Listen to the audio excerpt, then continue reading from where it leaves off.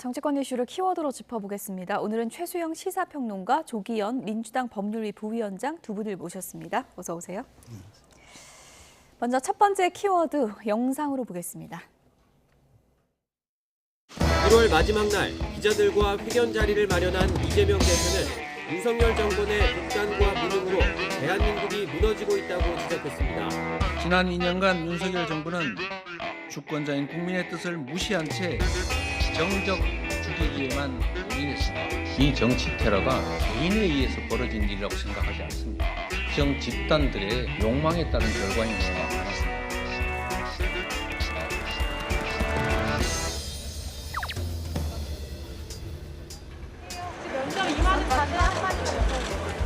우리 면접 시간 맞춰야 되는데.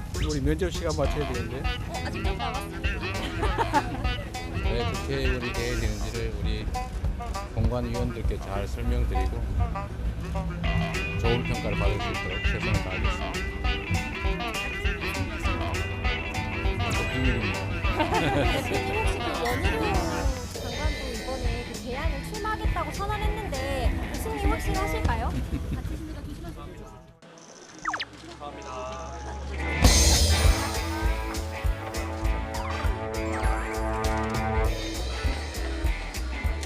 권력을 잡기 위해서 국회로 대구로 삼고 있습니다. 그 도리를 끊어보겠습니다.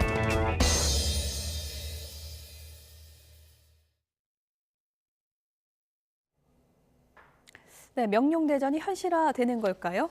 더불어민주당 이재명 대표 어제 명찰 달고 당대표가 나 공천 주세요 하고 면접 받았거든요. 전 대표가 이렇게 면접 보는 건 처음 보는 것 같은데 맞는 거죠? 그러니까 2016년에 예. 비슷한 사례가 있긴 했어요. 아. 그때 당시 이제 김무성 새누리당 당시 대표가 예. 면접 본 사례는 있습니다. 예. 근데 참 굉장히 이례적이고 좀 희귀한 사례죠. 왜냐하면 통상 당대표는 선대위원장을 맡거나 하면서 전국 선거를 지휘하거나 아니면 이제 뭐 본인이 비례로 나가거나 이런 식의 이제 두 갈래의 길을 가는데 지역구에 출마하겠다는 건 매우 이례적이고 또 이렇게 자기가 심사까지 받는 건 조금 특수한 상황으로 보이는데 이게 이유가 있는 것 같아요. 왜냐하면 지금 당내 갈등이 매우 시끄럽잖아요. 지금 벌써 하위 그러니까 20%에 대한 통보가 이루어졌다는 얘기도 있고 그다음에 지금 단수 공천하기 위해서는 총 100점 가운데 30점 이상 차이가 나면 단수 공천한다는데 벌써 이걸 두고도 여론조사 40이 어떻게 형성되느냐에 따라서 굉장히 좀 말하자면 지금 당내의 갈등이 좀 심해요. 그리고 또 하나 뭐 일단 비명 친명 갈등에서 이제 또 친명 갈등으로 또 치닫고 있어서 이런 상황에서 공천은 이번 공천은 아주 공정하게 한다. 나부터 경선 심사 받는다라는 예. 메시지를 당내에 던지기 위해서 했다고는 봐요. 근데 과연 저렇게 대표가 뭐 정말 이재명 대표가 경선 심사를 봐서 떨어진다? 상상할 수 없는 일이니까 일종의 퍼포먼스로 보는 게 맞는 것 같아요. 그런데 저 자체로 과연 민주당의 그런 공천 갈등, 그다음에 그다음에 친명 갈등이 잦아들지 수그러들지 저는 뭐 의문이고 다만 대표로서 해야 할 일을 자신이 이제 하는 걸 통해서 당의 메시지를 전달하고 싶었다가 예. 핵심인 것 같습니다. 예, 그렇죠. 사실 뭐 이재명 대표가 떨어질 거라 생각하는 사람은 뭐 거의 없을 것 같긴 한데 어쨌든 대표도 면접받는다, 특혜 없다, 시스템 공천 밀고 나가겠다 이런 의지겠죠? 그렇죠. 당규상 당연합니다. 단수 예. 공천할 수도 없고 여긴 전략 공천지도 아니고요. 경쟁하는 후보들도 전 구청장이시고 또 시의원이고 해서 당연히 경선해야 되는 지역입니다. 그래서 그에 따라서 하는 거지 뭐 특별히 의미를 부각하거나 할 필요는 없고요. 당연한 건데 필요 이상으로 뭐 의미가 부각되는 것 같습니다. 예. 날짜를 맞춘 건지 모르는데 원희룡 전 장관이 어제 이제 공천 신청을 예. 했거든요. 이렇게 되면 명룡대전이 이제 뭐 이재명 대표가 그러면 돌아가는 비례대표로 가는 길을 뭐 아예 자른 건가요? 아니면 어떻게 되는 건가요? 가능성은 뭐 아주 없다고는 볼 수 없어요. 왜냐하면 이제 물론 선거구제가 어떻게 되느냐, 예. 병립형 가느냐, 현재 연동형 유지하느냐 이거 차이도 있는 것 같은데 일단 지금 연동형으로 가버리면은 위성정당을 그러니까 대표가 당적을 떠나서야 비례대표 가능하니까 예. 그건 현실성이 없는 거고. 할 수 있다면은 이제 이재명 대표가 뭐 험지 출마라든가 아니면 상징성 있는 지역에 출마함으로써 이제 그 말하자면 본인의 자신 역할 조정을 할 수 있을 텐데 그러나 이미 이제 너무 깊숙이 와버렸어요. 원희룡 장관이 이제 전 장관이 벌써 예비후보 등록하고 명룡대전을 현실화시킨다. 그래서 저는 근데 한 번쯤은 이게 우리 이번 총선에서의 빅 이벤트가 될 수도 있다고 보는 게 뭐냐면 이재명의 민주당을 상징하는 사람은 역시 이재명 아닙니까? 그리고 대선의 2차전이라고 가끔 하고 있으니까. 근데 원희룡 장관은 지난 대선의 예비 후보 주자였고 국민의힘에 그리고 국토교통부 장관을 통해서 윤석열 정부 초기에 말하자면 우리 국토 건설 정책을 전부 짰단 말이에요. 그러니까 이것은 간접 심판 선거가 될 수 있는 거죠. 그러니까 정말 이게 정권 심판론이냐 아니면 거야 심판론이냐는 쌍방 심판론이냐, 이 선거 자체의 프레임이 여기에서 결정될 수도 있고 보여질 수도 있고, 그다음에 이 결과에 따라서 다른 총선에 연동될 수도 있는 이런 것들이 다 총선 지역에 연동될 수도 있는 이런 말하자면은 그 어떤 시범적 효과가 날 수 있기 때문에 우리 속담에도 그런 말 있지 않습니까? 뭐 좁쌀이 100번 굴으면 뭐하냐, 호박이 한 번 굴러야지. 이거는 굉장히 큰 이벤트고 사안이기 때문에 예. 그렇다면 상징성 있는 전투가 될 수 있다라고 저는 분석합니다. 원희룡 전 장관하고 붙으면 이길 것 같냐고 기자들이 물으니까 이게 좀 여유 있는 미소를 지었는데 속내는 정확히 어떤 거라고 보십니까? 답변에 따라서 예. 정말 이게 이상하게 해석될 수가 있으니까 여지를 차단한 거라고 봅니다. 예.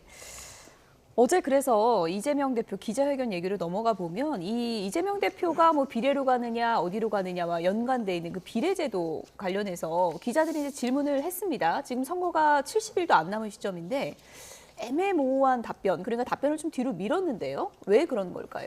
최종적인 당내 의견 수렴 절차가 필요하다는 입장이셨고요. 그에 따라서 아마 당에서는 정당원 투표를 통해서 당원에게 의사를 묻는 절차를 진행하기 위한 준비를 하고 있는 것 같습니다. 투표합니까 실제로? 예, 그렇게 준비를 하고 있는 것으로 알고 있습니다. 예. 의원총회 등을 통해서 의견 수렴은 계속해 왔고 예. 또 제 외곽의 시민 단체라든가 여러 의견을 듣고는 있었는데 어쨌든 양측 입장이 팽팽한 것이 현실이고, 그러면 둘 중에 하나 아니겠습니까? 예. 대표나 지도부가 정치적 결단을 하든지 예. 아니면 당원 전체의 의사를 물어서 대표가 그거를 수용하는 뭐 두 가지 방식이 있을 텐데 이렇게 어떤 첨예하게 의견이 대립하는 경우에는 아무래도 당원의 뜻을 묻는 것이 필요하다고 판단한 것 같고 근시일 내에 적어도 설 명절 전에 입장을 정리하기 위한 절차에 돌입한 것 같습니다. 조계현 부위원장님이 분위기 봤을 때는 어느 쪽이 가능성이 좀 높아 보이세요? 글쎄요, 이게 뭐 어쨌든 당원의 의사를 통해서 이제 가름을 한다 그러면 실제 50대 50의 분위기가 형성이 돼 있습니다. 50대 50이요? 예. 아, 너무 중간에서 말씀하시는 거 아니에요? 실제가 그렇습니다. 근데 아무래도 의지나 최근의 분위기는 예. 권역별이라는 어떤 약간의 제도 보완을 통해서라도 병립형으로 가야 된다는 의견들이 많이 나오고 있습니다. 예. 국민의힘은 어느 쪽 결과가 더 좋은 국민의힘은 병립형으로 가자고 벌써 얘기했잖아요. 예. 그러니까 이 연동형 비례제가 어쨌든 의도는 좋았지만 결과, 그러니까 집행하는 과정에서 위성정당이라는 폐해를 낳았고 그것이 한국 정치사에 전혀 발전적이지 못한 그런 퇴행적인 결과를 낳았으니까 그러면은 다시 과거로 회귀하자. 국민 욕은 우리가 먹겠다. 저는 이게 당당한 거라고 봐요. 근데 이제 민주당이 워낙 아직 70일 남겨두고도 정해주지 않으니까 예. 게임 이유가 없으니까 국민의힘이 이제 위성정당 또 착수했어요. 그러니까 예. 사실 이런 정치가 불확실성을 제거해 주는 게 정치의 본령인데 좀 이런 건 너무 안타깝다는 예. 생각이 듭니다. 어제 이제 기자회견의 여러 가지 키워드 중에 윤석열 정부를 강하게 비판하는 내용이 이제 줄을 잃었고요. 이재명 대표가 본인의 이제 피습 사건과 관련해서는 이런 얘기를 했습니다. 특정 집단의 욕망의 결과다. 그러니까 이제 개인의 일탈은 아니라는 이제 본인의 판단인데요. 그건 어떻게 보셨습니까? 저는 이게 과연 제1야당 대표로서 할 수 있는 말인가 좀 사실 의심했어요. 왜냐? 이재명 대표가 서울대병원 퇴원할 때 뭐라 했습니까? 그러니까 이건 적대와 증오의 정치가 난 산물 같은 거기 때문에 우리가 이런 걸 없애자고 했잖아요. 그런데 마치 이제 와서는 무언가 확인되지 않은 음모와 배후가 있다는 식으로 신년 기자회견에서 얘기를 하면은 본인의 말과 배치될 뿐더러 그리고 실질적인 문제의 본질을 저는 보지 못하고 있는 거다. 그렇다면 예. 배현진 의원의 테러는 또 뭐라고 설명할 겁니까? 그러니까 이러한 것들은 좀 더 큰 틀에서 정치권이 바라보고 당대표라면 최소한 어떤 우리 정치의 앞으로 흐름들을 이끌어내는 메시지를 내야 되는데 다시 이게 자기 테러에 대해서 이거는 배후가 있고 음모가 있다는 식으로 뉘앙스라고 윤석열 대통령의 이념 정치가 난 산물이라는 톤으로 얘기한다 그러면 이건 저는 제가 보기에 신년 메시지도 과연 적합한가? 라는 의문을 제기하지 않을 수 없습니다. 예.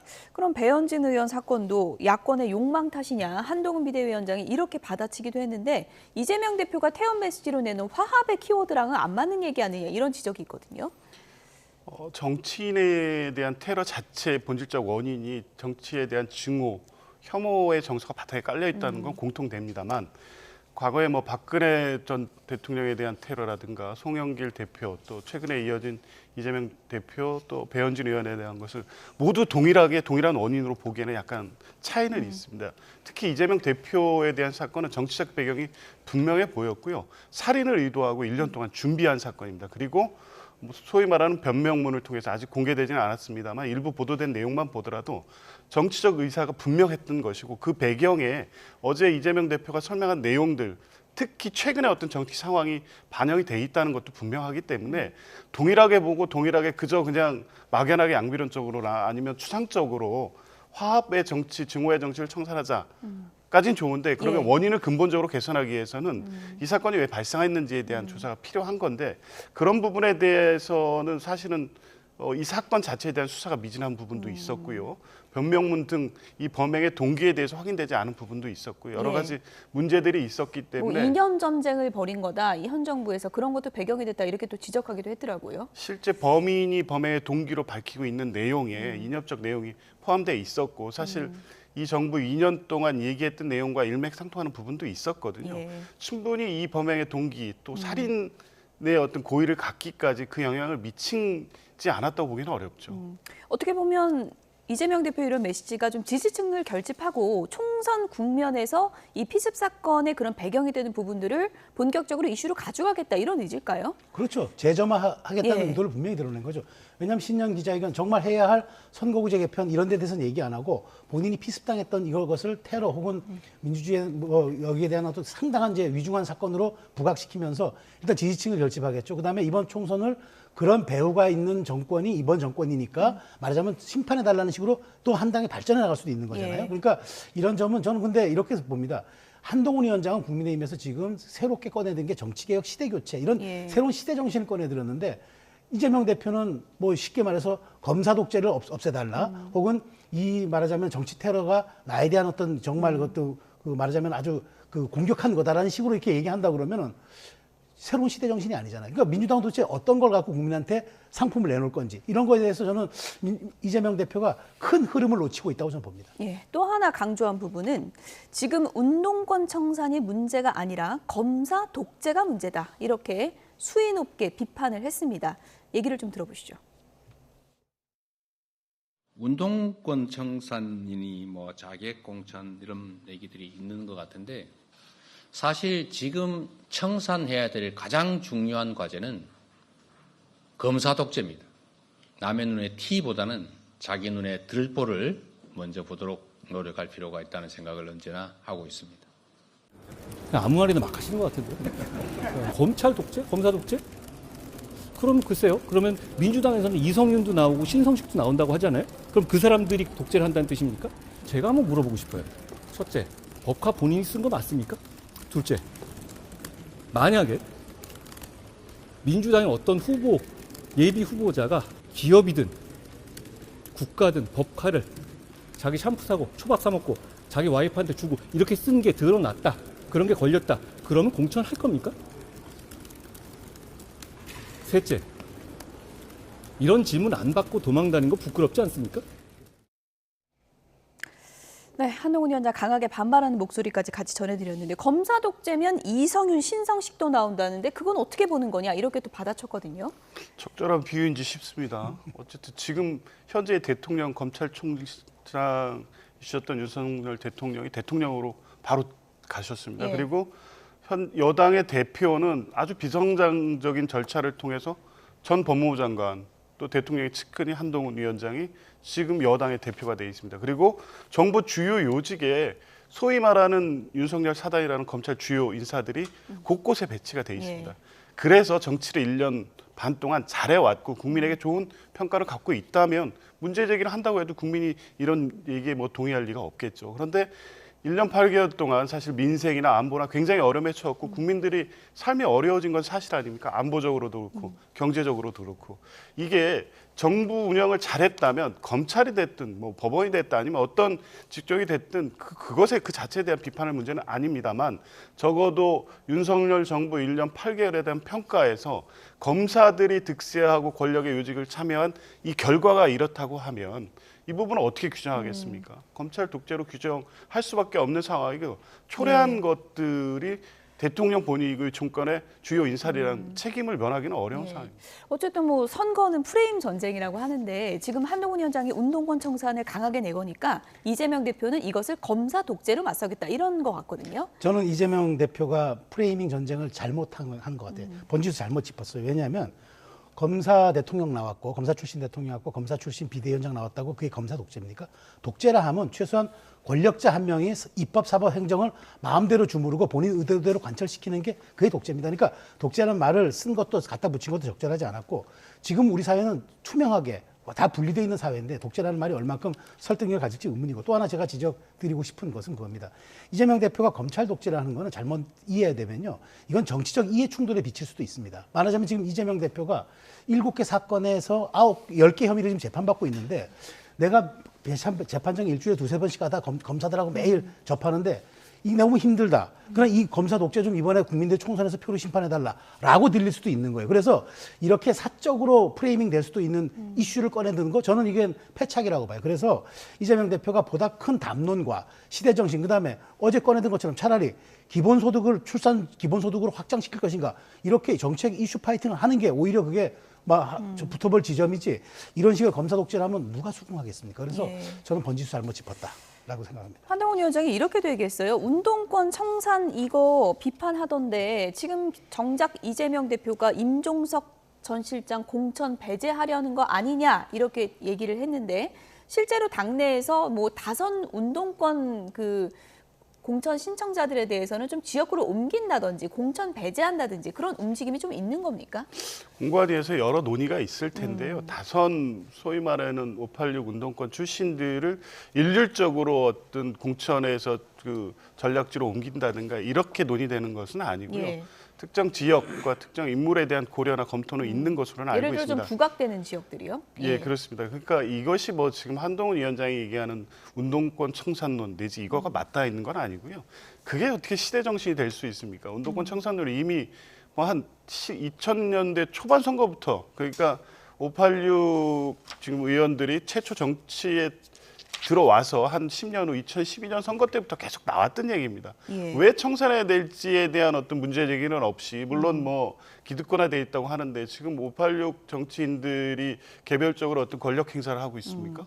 그러니까 이 논리 자체는 총선용 프레임으로 맞긴 했지만 예. 국민들이 공감하기는 어려운 문제라고 봅니다. 예, 그러니까 이른바 뭐 지금 국민의힘에서 운동권 잡겠다 하고 전략 공천 분위기 비슷하게 좀 흐르는 부분도 있는데 이것을 민주당은 전혀 의식은 안 하는 분위기다 이렇게 정리하면 될까요? 그렇습니다. 이게 예. 지금 국민들이 이 총선을 바라보는 시각하고 맞지는 않습니다. 그냥 사실은 이 선거는 윤석열 정부에 대한 심판 선거가 될 것이고 예. 실제 여전히 여론조사에도 그런 여론이 압도적으로 높게 나오기 때문에 이 프레임을 어떻게 전환할 것이냐에 어쩔 수 없이 궁여지책으로 내민 게 운동권 청산론일 것 같은데 먹히기 쉽지 않을 예. 겁니다. 한동훈 위원장이 이재명 대표 법화 문제 다시 한번 또 거론하면서 기자들이 왜 그건 질문 안 했냐 이렇게 또 얘기를 했는데 반대로 이재명 대표를 요즘 보면 프레임 전쟁이나 윤석열 정부 심판론은 강하게 꺼내들지만 한동훈 위원장을 직접적으로 또 거론하진 않거든요. 그건 무슨 전략이라고 보세요? 말려들지 않겠다는 말려들지 생각은 않겠다. 하는데 예. 결국은 말려드는 거예요. 지금 보니까